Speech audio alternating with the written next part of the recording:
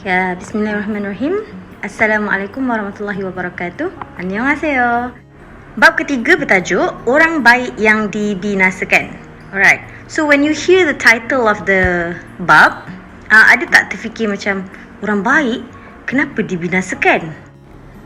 So dalam bab ni ada beberapa keywords atau take home messages yang insyaAllah akan di-highlight, iaitu pertama, analisa atau tafsiran atau ijtihad seorang mukmin adalah berbeza daripada seorang kafir ataupun fasik ataupun jahil. Kedua, apabila analisa atau tafsiran seseorang tu berbeza, ia adalah kerana seseorang itu menggunakan neraca yang berbeza. Jadi neraca yang berbeza ini akan menghasilkan sudut pandang yang berbeza. Ketiga, neraca yang berbeza inilah sebenarnya yang kita akan gunakan dan kita akan nampak perbezaan bagaimana seseorang itu menilai beberapa aspek dalam kehidupan manusia. Antaranya ialah aspek sosial, ekonomi dan politik.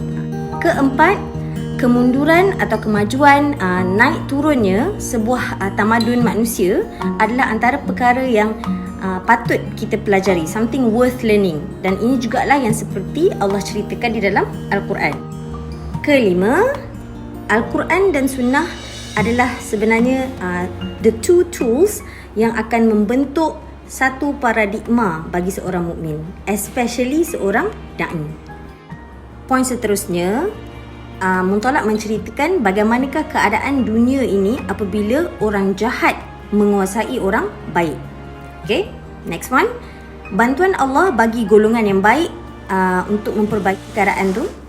Seterusnya ialah beberapa tafsiran ayat Al-Quran tentang golongan-golongan yang berbeza di dalam berhadapan dengan golongan jahat. Okey. Dan alasan Allah terhadap beberapa golongan yang berbeza ini. Okay, let's look at the first point. Okay. So, analisa terhadap sesuatu peristiwa atau fenomena ni, dia akan sangat berkait rapat dengan kita punya belief system ataupun kita punya neraca yang kita gunakan. Apa beza utama di antara seorang mukmin ataupun seorang kafir ataupun seorang yang jahil ataupun fasik? Of course lah, perbezaan utama yang membezakan kita ni ialah kita punya akidah, kan? So neraca yang kita gunakan pun adalah bergantung kepada akidah kita, kan? So takkanlah seorang kafir dia akan menggunakan neraca iman untuk menilai sesuatu peristiwa atau situasi. Dalam Muntolak, Muhammad Ar-Rashid ceritakan bahawa seorang mukmin ni, apa-apa saja peristiwa yang berlaku, situasi atau fenomena, dia akan boleh nampak dengan jelas apa maksud ataupun hikmah yang berlaku di sebaliknya. Yang kafir ni pula, dia tak akan boleh nampak benda tu. Kita ambil satu aspek dari kehidupan manusia, aspek sosial. Okay. Ada banyak gejala sosial yang berlaku dalam masyarakat, kan? Kita ambil satu contoh lah. Kita ambil masalah buang anak ataupun masalah seks luar nikah, kan? Bagi kita seorang mukmin, kita akan tengok masalah ni dari sudut agama. So maka ada syariat dalam agama kita yang menyuruh menjaga aurat, menundukkan pandangan, menjaga ikhtilat, kan? Dan pelbagai lagi syariat kita dah gariskan supaya masalah seks luar nikah, masalah buang bayi ni tak terjadi pun in the first place. Betul tak? Tapi, adakah perkara yang sama akan disuggest oleh orang yang liberal, jahil, kafir ataupun fasik? Of course not, kan? So, mereka nampak masalah sosial macam ni dan mereka akan bagi short term solution. Contohnya apa? Oh, orang buang bayi kita buatlah baby box. Orang beranak sebab seks luar nikah well, let's just provide a condom vending machine, kan? So masalah macam tu dia akan sentiasa berlarutan. Tapi bagi orang Islam, kita menggunakan neraca yang lain untuk selesaikan masalah tu. Now let's move on to the next point. Okay, tentang sejarah tamadun manusia ataupun turun naik, kemajuan dan kemunduran sebuah bangsa ni adalah sesuatu yang kita kena pelajari. Besarnya benda ni, kan? Nak kena fikir, kan? Memang besar lah sebab kita regard ourselves as da'i, kan? So kalau bukan kita yang fikirkan dan pelajari benda-benda yang besar ni, siapa lagi nak buat, kan? Takkanlah geng-geng Iris je, kan? Banyak sebenarnya reflections yang kita boleh buat, pengajaran yang kita boleh dapat daripada mempelajari apa yang berlaku kepada bangsa umat yang pada zaman dahulu. Okay, jom kita tengok satulah tamadun manusia yang dah hancur lah. Benda tu dia tak berlaku dengan sekelip mata. Benda tu dia berlaku bit by bit. Dia ada dia punya fasa-fasa dia kan. Kita ambil kemusnahan bangsa Pompei. Tahu kan Pompei ni ialah satu masyarakat yang mengamalkan homoseksualiti. Okey, dan dia telah dihancurkan oleh Allah dalam keadaan dia melakukan hubungan sejenis tu. Ada letusan gunung berapi kan yang menghancurkan kawasan dia tu kan. Walaupun bangsa ni ialah bangsa yang kiranya telah membina tamadun mereka, ada bangunan-bangunan dan sebagainya. Tapi sebabkan satu dosa besar yang mereka buat, mereka telah dilaknat oleh Allah dengan kehancuran mereka kan. Dan Allah memang memberikan satu azab yang bangsa selepas tu pun boleh tengok. Benda ni Allah ceritakan tak di dalam Al-Quran tentang bangsa yang mengamalkan homoseksualiti ni? Ya, of course. Sebelum tu pun Nabi Lut kan, kaum Nabi Lut. Macam mana Allah menghancurkan golongan kaum Sodom ni kan? Allah telah menterbalikkan bumi, dan pada masa tu juga ada juga letusan gunung berapi kan yang menjadikan hujan batu semua kan. Orang yang beriman ni akan menggunakan neraca iman untuk menilai apa yang berlaku kepada bangsa-bangsa yang terdahulu. Tetapi kalau kita tengok macam mana orang barat ataupun orang kafir membuat penilaian terhadap apa yang berlaku kepada kaum terdahulu tu, dia hanya akan mengkaji dari sudut surface level sahaja. Saintis ni dia hanya akan tengok contohnya ada earthquake, ada rekahan di bumi untuk sekian-sekian kilometer. Macam tu je lah kan. Dua rancangan berbeza, Jejak Rasul versus National Geographic.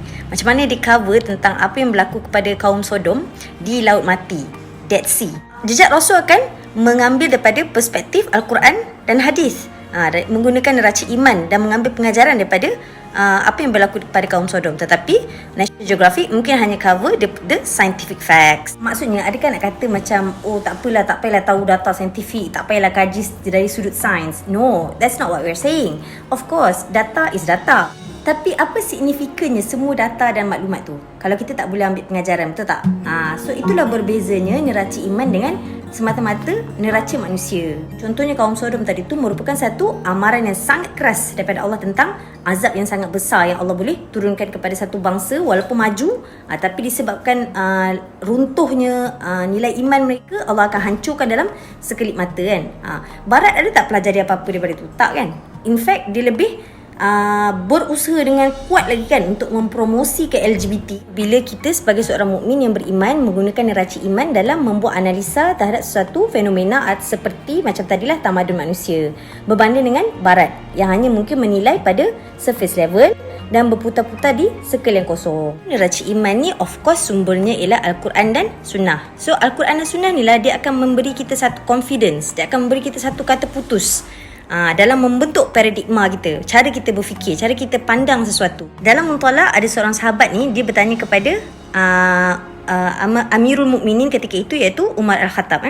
Okey, kita bayangkan dulu Umar Al-Khattab ni adalah seorang manusia yang duduk di padang pasir. Dia tak pergi universiti, tetapi disebabkan dia kenalnya Islam dan dia faqihnya dia terhadap din dia, dia berjaya menjadi manusia yang hebat yang mempunyai futuristic thinking sebabkan kefahaman di dalam agama, sebab fikrah Islam dia yang jelas. So sahabat ni dia tanya pada Umar, ya Umar, adakah sesebuah negeri itu boleh musnah padahal ia kelihatan makmur? Umar dengan confident dia menjawab, ya boleh, apabila orang-orang jahat menguasai orang-orang baik. Bila orang jahat menguasai orang baik, inilah sebenarnya pembunuh dalam sesuatu masyarakat. Orang jahat ni apabila dia memegang satu kuasa, dia perlukan satu tim untuk menjalankan menggunakan kuasa dia tu kan. Dan dia akan membuat satu tim yang sama-sama jahat lah macam dia. Menteri ialah menteri yang korup. Bestnya orang-orang bawah dia pun dia akan pilih yang sama-sama korup dengan dia supaya dia boleh buat corruption bersama-sama. Betul tak? Tapi kalau seorang pemimpin tu ialah pemimpin yang soleh, pemimpin yang jaga solat, pemimpin yang menjaga kepentingan bangsa dan agama, maka dia akan membentuk satu tim yang juga akan membantu dia untuk buat perkara-perkara macam tu. So dah tu orang-orang baik ni pergi mana? Pergi masjid kan? Tak naklah masuk campur pasal politik kan? Kalau ada anak-anak pun macam Cukuplah jaga family sendiri je, hantarlah anak pergi tadika Islam kan, pergi sekolah Islam kan, cukuplah. Buat apa nak sesibuk kan pasal orang-orang yang kat atas tu. Itulah yang berlaku kepada orang-orang baik, dan yang menyebabkan orang-orang jahat inilah yang naik dan membiarkan banyak masalah berlaku di dalam masyarakat. Allah sangat sayang kepada kumpulan hamba-hambanya yang cuba untuk mengubah keadaan ni. Bila suatu umat tu dikuasai oleh orang yang fasik, kafir, jahil dan sebagainya, sebenarnya Allah akan bagi peluang kepada umat Islam ni berusaha untuk memperbaiki keadaan ni. So sebenarnya orang-orang yang baik macam kita ni lah, da'i ni, kita kena ambil peluang ni supaya kita boleh membetulkan balik keadaan di dalam masyarakat dan buatlah amal ma'ruf nahi mungkar. Kerja dakwah ataupun usaha-usaha untuk memperbaiki keadaan di mana golongan jahat yang menguasai orang baik ni boleh berlaku dalam banyak cara. Usaha kita yang untuk pergi usrah kan, untuk memperbaiki diri, ini pun sebenarnya adalah usaha-usaha yang kita buat supaya masyarakat ni kembali kepada kebaikan. Dan dengan usaha jihad, tawakal kita untuk mengembalikan kebaikan ni lah sebenarnya, dengan membuat amal ma'ruf nahi munkar ni lah sebenarnya ialah satu jalan untuk Allah pula menurunkan limpahnya, taufik dan hidayahnya. Kita tengok contoh yang berlaku pada zaman Rasulullah. Okey, apa perang pertama di dalam sirah Nabi? Sedih tanya, sedih dah jawab kan. Perang Badar lah kan. Dalam Badar, umat Islam 313 against 1000 of kafirun kan. So imagine, kalau kita ikut logik, kalau kita ikut data, tak mungkinlah 313 mengalahkan 1000 orang yang tidak beriman kepada Islam, tidak ada akidah, tidak ada iman, tidak beriman kepada apa yang Allah cakap dalam Al-Quran. Of course dia rasa macam tak logik langsung kan. Tapi disebabkan kita ialah orang yang beriman dan kita yakin bahawa kalau kita usaha, Allah akan datangkan bantuan, sebagaimana Rasulullah dan sahabat dan Allah memenangkan mereka di dalam perang Badar. Tapi apa yang berlaku kalau orang-orang baik tak nak buat amal ma'ruf nahi munkar? Dia je kejahatan tu berleluasa, bermerajalela, Allah akan bagi masa. Bagi masa, kafir terus menjadi semakin kuat dan orang baik pula menjadi semakin bacul, semakin penakut. Maka tunggulah azab yang Allah akan timpakan. Salafus Saleh membaca ayat ini dengan dua qiraat berbeza yang membawa kepada sedikit perbezaan di dalam menilai sama ada golongan yang tidak membuat zalim tetapi tidak menegah kezaliman termasuk di dalam kategori orang yang zalim atau terselamat dari azab Allah.